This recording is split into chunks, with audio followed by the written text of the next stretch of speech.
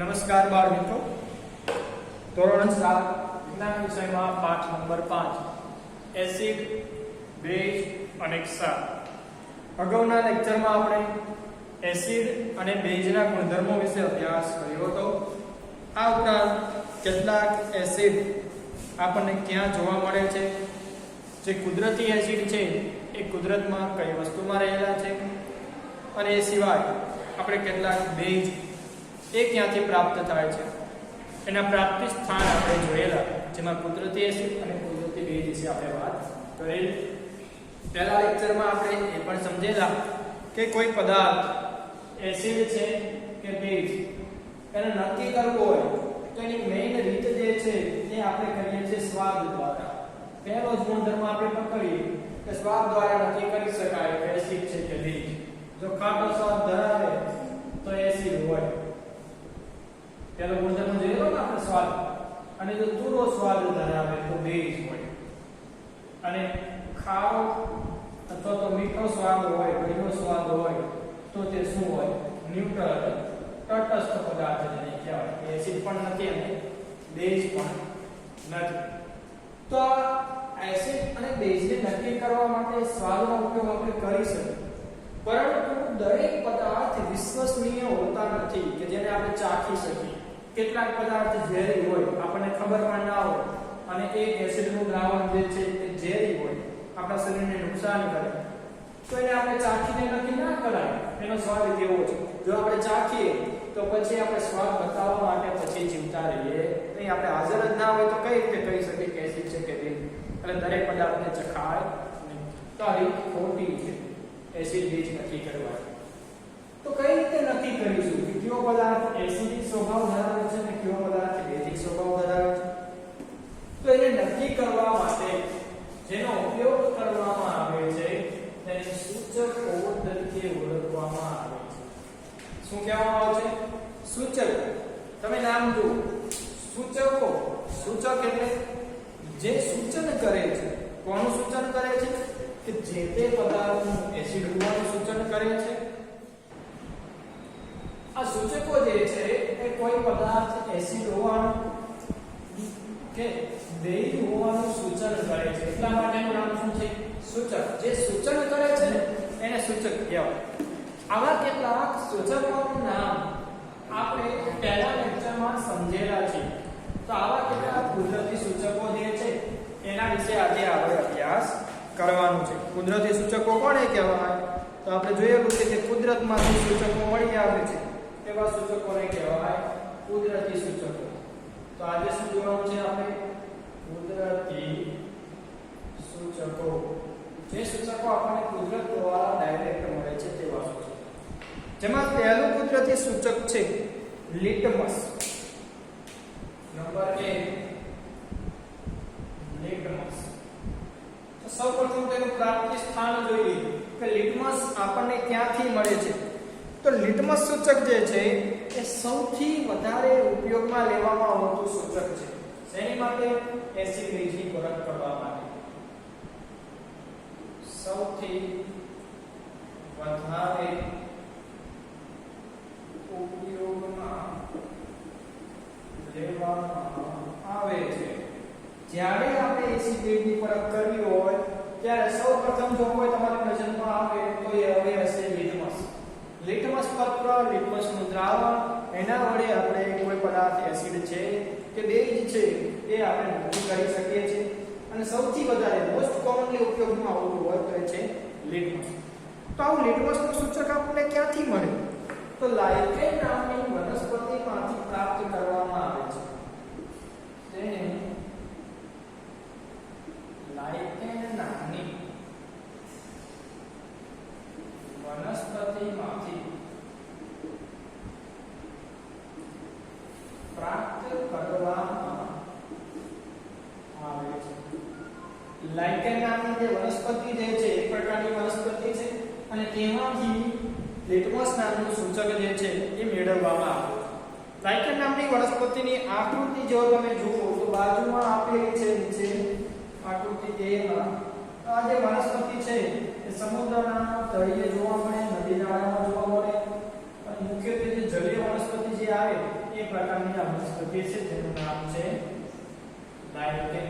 તો મોટાભાગની જલીય વનસ્પતિ જોવો ને તેની આકૃતિ આવી જ તમને જોવા મળે. તો આ જે વનસ્પતિ જે છે લાઇકેન તરીકે ઓળખાય અને એમાંથી કુદરતી સૂચક લિટમસ મેળવવામાં આવે છે. આ લિટમસનો રંગની વાત કરીએ તો નિસ્યંદિત પાણીમાં આનો રંગ કેવો હોય છે? જાંબુડિયો હોય છે. નિસ્યંદિત પાણીમાં લિટમસનો દ્રાવણનો રંગ, નિસ્યંદિત પાણીમાં લિટમસના દ્રાવણનો રંગ કેવો હોય છે? જાંબુડિયો.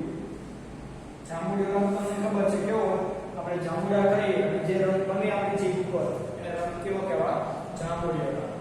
પછી એસિડના દ્રાવણની વાત કરીએ કે જ્યારે તેને એસિડિક દ્રાવણમાં નાખવામાં આવે ત્યારે એનો રંગ કેવો બની જાય છે? તો એસિડિક દ્રાવણમાં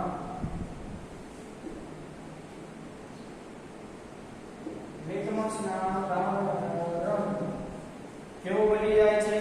તો એ જાંબુડિયો રંગ જે છે એને એસિડિક દ્રાવણમાં નાખવામાં આવે છે ત્યારે તે લાલ રંગ બની જાય છે. કેવો? લાલ રંગ ધારણ કરે છે. એટલે એવું સમજવાનું કે જાંબુડિયા રંગમાં જ્યારે આપણે કોઈ દ્રાવણ ઉમેરીએ અને જો એ લાલ રંગ બને તો આ શું હોય? એ દ્રાવણ એસિડિક દ્રાવણ હોય એમ કહેવાય. હવે જ્યારે આપણે બેઝિક દ્રાવણમાં લિટમસનું દ્રાવણ નાખીએ છીએ, બેઝિક દ્રાવણમાં લિટમસના દ્રાવણનો રંગ કેવો બની જાય છે? ભૂરો બની જાય છે અને એને કહેવાય વાદળી બને છે. લિટમસનું દ્રાવણ એ બેઝિક દ્રાવણ સાથે કેવો રંગ આપે છે? વાદળી બને છે. શેમાંથી? જાંબુડિયામાંથી વાદળી અને એસિડના દ્રાવણ સાથે તે જાંબુડિયામાંથી લાલ રંગ બની જાય છે. તો આ વાત થઈ પહેલું સૂચક કુદરતી જે છે લિટમસ. લિટમસના સૂચકની મદદથી લિટમસનું જે દ્રાવણ મળે છે આપણને લાઇકેનની વનસ્પતિમાં એમાંથી લિટમસ પત્ર બનાવવામાં આવે છે. આ જે જાંબુડિયાનું દ્રાવણ હોય એમાં ફિલ્ટર પેપરની પટ્ટીઓ દુવાઈને પછી એને સૂકવવામાં આવે અને લિટમસ પત્ર બનાવવામાં આવે છે. આ લિટમસ પત્ર વડે ખૂબ જ સરળતાથી આપણે કોઈ દ્રાવણ એસિડિક છે કે બેઝિક એ સમજી શકીએ છીએ. તો સામાન્ય રીતે લિટમસ પત્ર બે પ્રકારના હોય, ભૂરું લિટમસ પત્ર અને લાલ લિટમસ પત્ર. તો સૌપ્રથમ લખીએ લિટમસના દ્રાવણની મદદથી કાગળની પટ્ટી વડે લિટમસ પત્ર બનાવવામાં આવે છે. જે લિટમસનું દ્રાવણ હતું એમાં કાગળની પટ્ટીઓ ડુબાડીને લિટમસ પત્ર બનાવવામાં આવે છે. આવા લિટમસ પત્ર મુખ્યત્વે બે પ્રકારના હોય છે. પત્રના પ્રકાર કયા કયા છે? અલગ અલગ રંગમાં લિટમસ પત્ર જોવા મળે છે. બે રંગ હોય. નંબર 1 લાલ લિટમસ પત્ર અને જે નંબર 2 છે બીજા પ્રકારનું લિટમસ પત્ર એ છે ભૂરું લિટમસ પત્ર. આ લાલ અને ભૂરું લિટમસ પત્ર જે છે એ અલગ અલગ રીતે એસિડ અને બેઝની પરખ કરવા માટે ઉપયોગમાં લેવામાં આવે છે. બંને લિટમસ પત્રની આકૃતિ આપણા પાઠ્યપુસ્તકમાં આપેલી છે. જુઓ, લાલ લિટમસ પત્ર અને ભૂરું લિટમસ પત્ર. તો આજે લિટમસ પત્ર એક કાગળની પટ્ટી સ્વરૂપે આપણને મળે છે. એ ખૂબ જ નાની પટ્ટી હોય અને બીજા રંગો છે ભૂરું લિટમસ પત્ર જેને આપણે વાદળી કહેવાય. તો આ બે લિટમસ પત્ર આપણને મળે છે. આજે આકૃતિ A અને B બનાવેલી છે. તે શેની આકૃતિ છે? લિટમસ પત્ર.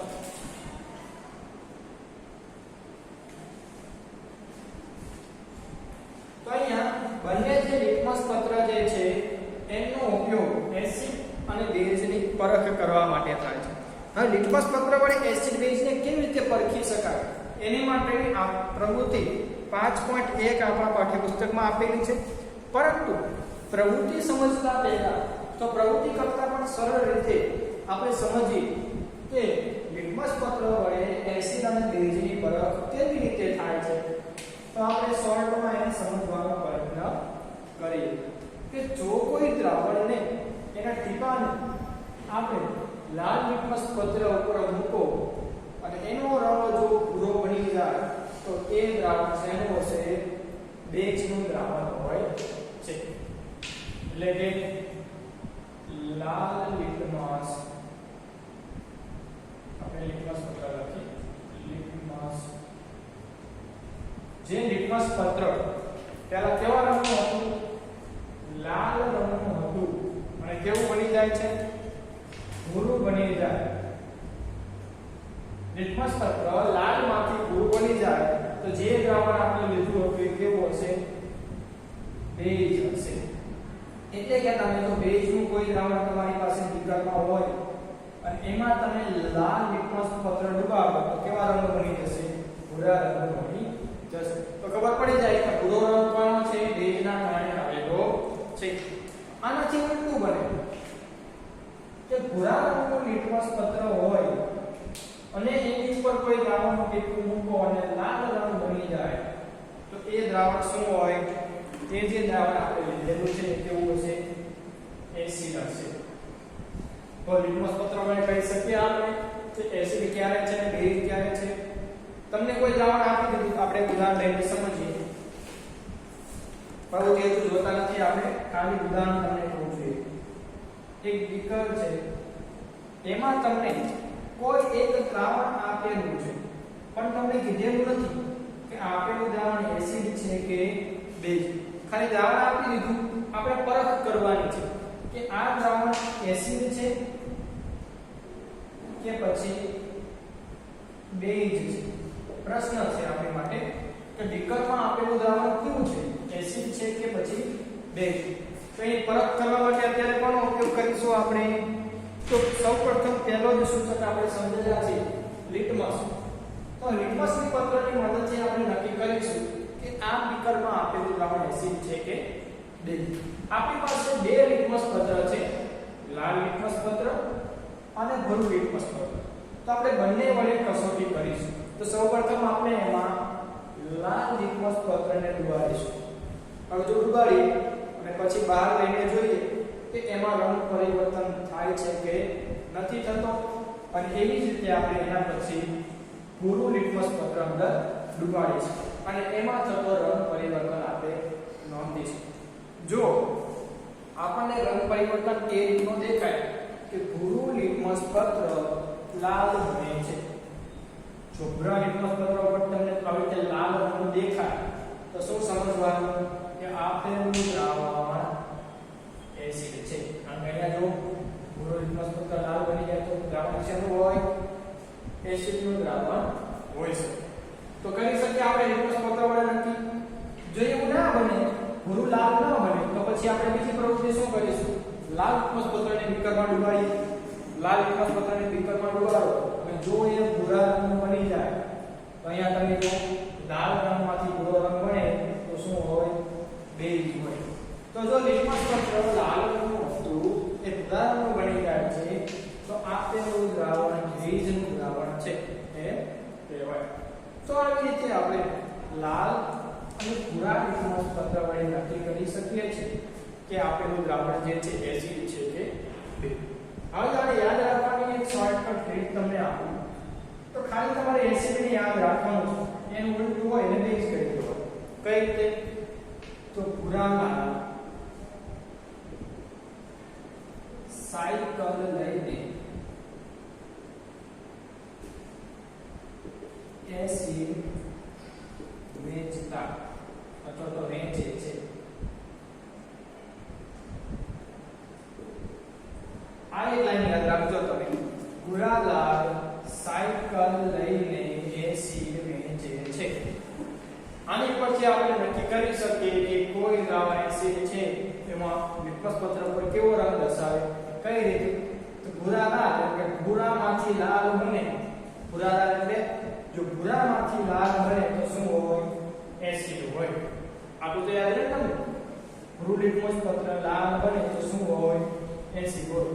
અને આનાથી ઉલટું લાલ ભૂરું બને એટલે કે લાભુ લાભુ હોય ને ના માટીનું નામ લાભુબા હોય તો લાલ માંથી ભૂરું બને એટલે લાભુ બને તો શું હોય બેઝ હોય આ બે તમારે યાદ રાખવું પડશે એના પછી આપણે દ્રાવણને નક્કી કરી શકશું કે કયું દ્રાવણ એસિડિક છે અને કયું દ્રાવણ બેઝિક છે હવે આપણે પ્રવૃત્તિ 5.1 જોઈએ તો આપણને વધારે સરળતાથી હવે સમજાવવાની છે કારણ કે હવે આપણને ખબર પડી ગઈ છે કે એસિડ કયું તે લિટમસ પત્ર ઉપર કેવા ફેરફાર આપે અને બેઝ જે છે એ કેવા ફેરફાર દર્શાવે છે તો સમજીએ આપણે પ્રવૃત્તિ 5.1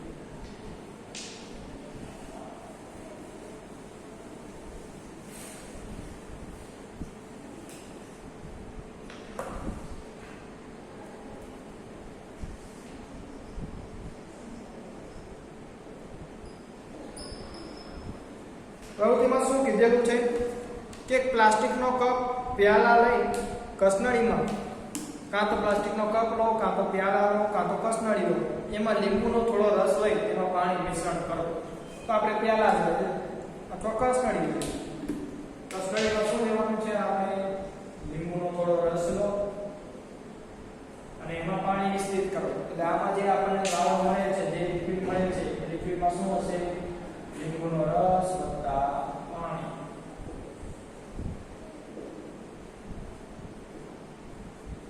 ચાલો આપણે કરી દીધું એના આગળ છે હવે ડ્રોપરની મદદ વડે લાલ લિટમસ પત્ર ઉપર આ દ્રાવણનું ટીપું નાખો હવે એક આપણે લાલ લિટમસ પત્ર લેવાનું છે અહીંયા આપણે લાલ લિટમસ પત્ર લીધું એની ઉપર આપણે શું કરીશું ડ્રોપરની મદદથી ડ્રોપર એટલે શું તમને ખબર હશે કે પાણીને જ્યારે કોઈ પ્રવાહીને જ્યારે ટીપે ટીપે આપણે દાખલ કરવાનું હોય ત્યારે ઉપયોગમાં લેવામાં આવતું ડ્રોપર એની મદદથી આપણે આ દ્રાવણનું ટીપું શેની ઉપર રાખીશું લાલ લિટમસ પત્ર ઉપર અને પછી અવલોકન કરો અહીંયા સુધી આપણે રાખી દીધું કે પછી અવલોકન કરો હવે આવી જ રીતે ડ્રોપરની મદદથી ભૂરા લિટમસ પત્ર ઉપર બીજું લિટમસ પત્ર કેવું લઈશું આપણે ભૂરું લિટમસ પત્ર એની ઉપર પણ ડ્રોપરની મદદથી આ જે લીંબુનો રસ અને પાણીનું જે દ્રાવણ છે એને તમે ટીપે ટીપે નાખો અને પછી બંને લિટમસ પત્રનું અવલોકન કરો પહેલા આપણે લાલ લિટમસ પત્ર પર દ્રાવણના ટીપા નાખેલા અને પછી ભૂરા લિટમસ પત્ર તો તમને શું લાગે છે કેવો રંગ પરિવર્તન દેખાશે અને કયા લિટમસ પત્ર ઉપર દેખાશે તો સમજો આપણે પહેલા પાર્ટમાં જ્યારે પહેલો લેક્ચર હતો ત્યારે આપણે સમજેલા કે જે દ્રાવણ ખાટો સ્વાદ ધરાવે એ બધા કેવા છે એસિડ છે અહીં લીંબુ કેવું છે એસિડ કહેવાય ને લીંબુનો રસ ખાટો હોય તો લીંબુનો રસ એસિડ છે તો તમને શું લાગે છે ક્યાં લિટમસ પત્ર ઉપર ફેરફાર થતો જોવા મળશે તો એસિડને યાદ કરો ભૂરા લાલ સાયક્લિક એસિડ વેચતા તો ભૂરા લાલ એટલે કે ભૂરું લિટમસ પત્ર કેવું બનવાનું છે લાલ રંગનું બનશે આ દ્રાવણ એસિડિક છે એટલા માટે ભૂરાને કેવું બનાવી દેશે લાલ રંગ બનાવી દેશે અને લાલ રંગના લિટમસ પત્ર પર કોઈ અસર થવાની નથી એસિડ હોય તો લાલ લિટમસ પત્ર પર કોઈ અસર કરે નહીં અને ભૂરા લિટમસ પત્રને કેવું બનાવી દે છે લાલ રંગનું બને છે તો ભૂરું લિટમસ પત્ર કેવું બને લાલ રંગનું બને છે તો આની પરથી આપણે નિર્ણય શું લખી શકીએ આ પ્રવૃત્તિનો નિર્ણય શું લખી શકીએ આપે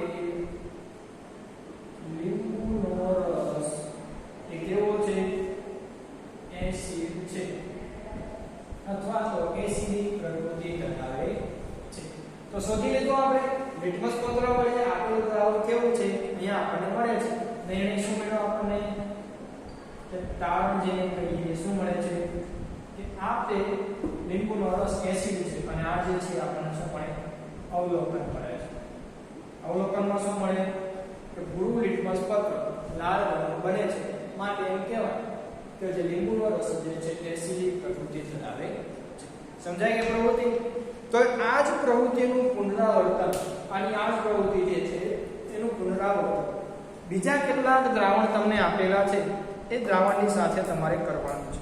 ક્યાં ક્યાં દ્રાવણ આપેલા છે એ આપણે જોઈએ અને એની સાથે પ્રવૃત્તિનું પુનરાવર્તન પણ કરીએ.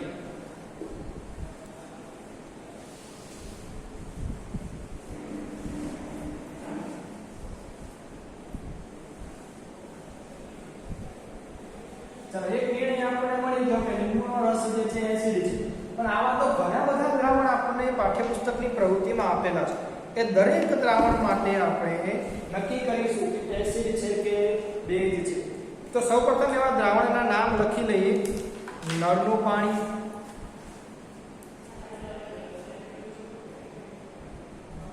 અહીંયા લખીએ દ્રાવણ, પછી લાલ લિટમસ, અહીંયા લખીએ ભૂરું લિટમસ,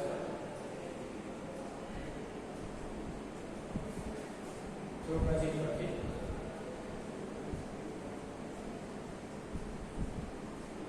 અને અહીંયા લખીએ આપણે એસિડ છે કે બેઝ. તો અહીંયા દ્રાવણ લખીશું, ત્યારબાદ એની લાલ લિટમસ પત્ર ઉપર અસર લખીશું અથવા તો ભૂરા ઉપર પડશે અને અંતે આપણને ખબર પડશે કે એસિડ છે કે બેઝ. તો સૌપ્રથમ દ્રાવણ આપેલું છે નળનું પાણી. તમારે કોષ્ટક બનાવવાનું છે CW માં અને એમાં તમારે આ બધી વિગત લખવાની છે. નંબર 2 ડિટર્જન્ટ નું દ્રાવણ. નંબર 3 એરેટેડ પીણું. એરેટેડ પીણું એટલે સોડા વોટર, જે આપણે સોડા પીએ ને. Number 4 soda water. નંબર 5 સાબુનું દ્રાવણ. 6 શેમ્પુ. 7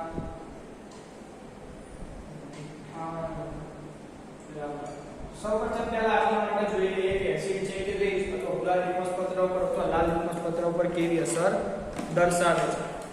તો આની માટે આપણે જ્યારે આ પ્રવૃત્તિ પુનરાવર્તન કરીએ છીએ ત્યારે જ્યારે નળના પાણીનું ટીપું આપણે વારાફરતી લાલ લિટમસ પત્ર અને ભૂરા લિટમસ પત્ર ઉપર રાખીએ છીએ ત્યારે એક પણ લિટમસ પત્રમાં કોઈ અસર જોવા મળતી નથી. લાલ લિટમસ પત્ર ઉપર કોઈ અસર જોવા મળતી નથી, ભૂરા લિટમસ પત્ર. તો જે એસિડ પણ ના હોય અને બેઝ પણ ના હોય એને કહેવાય તટસ્થ. આવી રીતે જ્યારે આપણે ડિટર્જન્ટનું જે દ્રાવણ છે, ડિટર્જન્ટ એટલે ભૂકી, ભૂકીના દ્રાવણને જ્યારે આપણે ભૂરા લિટમસ પત્ર અને લાલ લિટમસ પત્ર પર નાખીને ટેસ્ટ કરીએ છીએ ત્યારે લાલ લિટમસ પત્ર ભૂરું બને છે અને ભૂરા લિટમસ પત્ર પર કોઈ અસર થતી નથી. તો લાલ લિટમસ પત્ર ભૂરું બને એનો મતલબ શું થાય કે તે બેઝ છે, લાભુ થાય એટલે બેઝ છે. એરેટેડ પીણું. એરેટેડ પીણાની જ્યારે આપણે પ્રક્રિયા લાલ લિટમસ પત્ર અને ભૂરા લિટમસ પત્ર ઉપર કરીશું ત્યારે એક પણ ઉપર કોઈ અસર થવાની નથી. અથવા તો બ્લુ લિટમસ પત્ર છે, સ્લાઇટ થોડું ઘણું આપણને લાલ દેખાશે તો આને આપણે એસિડ કહી શકાય. એના પછીનું જુઓ તમે સોડા વોટર. સોડા વોટરમાં પણ બ્લુ લિટમસ પત્ર લાલ બને છે અને ભૂરા હતા, ભૂરા રંગ શું વેચતા હતા? એસિડ. સાબુનું દ્રાવણ. સાબુનું દ્રાવણ લાલ લિટમસ પત્રને ભૂરું બનાવી દે છે. આ પ્રક્રિયા તમે ઘરે પણ કરી શકો, પણ આપણી પાસે લિટમસ પત્ર હશે અને ભૂરું બનાવી દે તો ભૂરા લિટમસ પત્ર કોઈ અસર ના થાય, લાલ ભૂરું બને તો હોય બેઝ. શેમ્પુ. તો શેમ્પુ જે છે ને એ ભૂરા લિટમસ પત્રને લાલ બનાવી દે છે. તો શેમ્પુ કેવું કહેવાય? એસિડ કહેવાય. મીઠાનું દ્રાવણ. એક પણ લિટમસ પત્ર ઉપર કોઈ અસર કરતું નથી, માટે એને કહીશું આપણે એસિડ પણ નહીં, બેઝ પણ નહીં, તટસ્થ. તો આવી જ રીતે બીજા કેટલાક દ્રાવણ આપેલા છે જેમાં આપણે એસિડ બેઝ નક્કી કરવાના છે. તો એ માટે હવે જે કોષ્ટક આગળ બનાવવાનું છે એ આના પછીના લેક્ચરમાં શીખીશું. અત્યારે અહીંયા સુધી રાખીએ. આઈ હોપ કે તમને એસિડ બેઝ અને લિટમસ પત્રના જે પરિવર્તન આવે છે, રંગ પરિવર્તન, એના વિશે સમજાઈ ગયો છે. Thank you.